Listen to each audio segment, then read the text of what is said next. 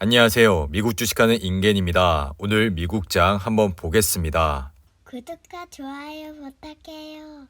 오늘은 3대 지수 모두 혼조세로 마감을 했는데요. 다우는 보합 상태로 마감을 했고 S&P 500은 0.37% 하락 마감했습니다. 그리고 나스닥은 오늘 0.58% 하락 마감했는데요. 주요 기업을 보시면은 빅테크 기업들의 하락세가 눈에 띄었습니다. 애플은 0.42% 하락을 했고 마이크로소프트와 테슬라는 1% 이상 하락을 했습니다. 그리고 구글과 메타의 흐름 역시 좋지 않았는데요. 반도체 섹터를 보시면은 엔비디아가 1.68% 상승을 했고 AMD 역시 강보합 상태로 마감을 했습니다. 그리고 아래 보이시는 은행주 역시 오늘은 강보합 상태로 마감을 했는데요. 오늘 역시 시장에 큰 이슈 사항은 없었습니다. 최근 빅테크 기업들의 실적이 예상치를 상회하고 있고 고용 시장 역시 개선이 되고 있는 상황이죠. 이로 인해 나스닥 시장은 장 초반 1% 가까이 상승을 하면서 강한 상승세의 흐름을 탔습니다. 하지만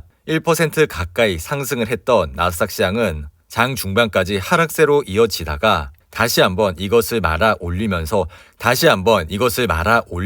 상승 전환을 했었습니다. 하지만 장 막판 0.84%까지 하락을 하면서 결국 0.58%로 장을 마감했는데요. 이렇게 최근 시장은 변동성이 굉장히 심해지고 있습니다. 그리고 이번 주는 1월 미국 소비자 물가지수가 발표가 되는데요. 시장은 현재 다가오는 10일 1월 소비자 물가 지수의 촉각을 곤두세우고 있습니다. 지난해 12월 7% 오른 CPI 상승률은 지난달 7.3%로 오름폭을 늘렸을 것이라 시장은 전망을 하고 있습니다. 이러한 현상으로 인해 다가오는 3월 FOMC 회의에서 기준금리를 50bp 인상할 가능성이 35%로 예상되고 있습니다. 그리고 시장은 현재 이렇게 롤러코스터와 같은 흐름세가 지속적으로 발생을 하고 있지만 현재 금리는 0%라는 것을 인지하셔야 합니다.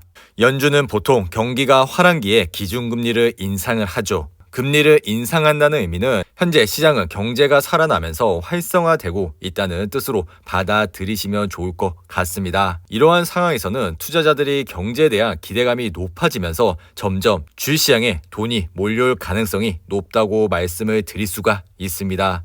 반면에 패드는 경기가 침체됐을 때나 경제 상황이 좋지 않을 때 시장의 유동성 공급을 늘려 기준금리를 인하하게 됩니다. 이렇게 기준금리를 인하한다는 의미는 시장의 경제가 좋지 않다는 시그널을 주게 됩니다. 이러한 시기 때는 투자자들이 경제에 대한 기대감이 낮아지면서 주식시장의 힘은 점점 떨어지기 마련입니다. 그리고 현재 시장은 빅테크 기업들의 실적이 잘 나오고 있고 금리는 여전히 0%라는 것을 생각을 하시고 투자를 해 주시기 바랍니다.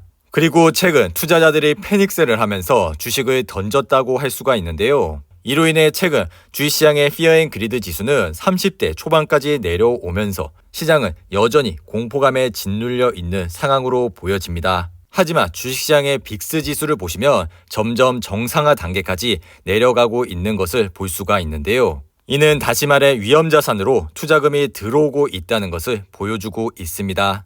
이로 인해 위험자산인 비트코인마저 반등을 하면서 현재 44,000불 선에서 흐름을 이어가고 있습니다. 비트코인 시장의 Fear and Greed 지수는 45로 마감을 했습니다. 얼마 전까지만 해도 비트코인 시장의 공포 지수는 20대 초반에서 흐름을 이어가고 있었는데요. 어느덧 이 지수가 40대 중반까지 올라오게 됐습니다.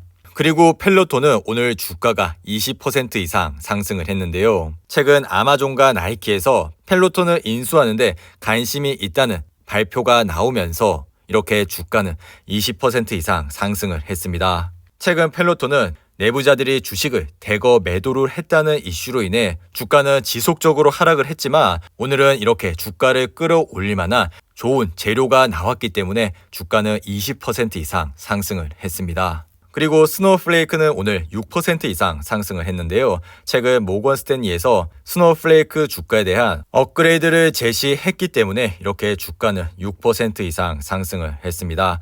스노우플레이크는 워렌 버핏이 투자한 기업이라는 것을 생각해 보시고 투자를 해주시면 좋을 것 같고요. 그리고 넷플릭스는 오늘 2% 이상 하락을 했습니다. 최근 투자회사인 니덤에서 현재 넷플릭스 전략으로는 스트리밍 전쟁에서 승리하지 못할 것이라 전망을 내비쳤고 이로 인해 주가는 2% 이상 하락을 했습니다. 넷플릭스 차트를 보시면은 최근 실적 발표 이후 주가가 급락을 하는 모습을 보여줬습니다.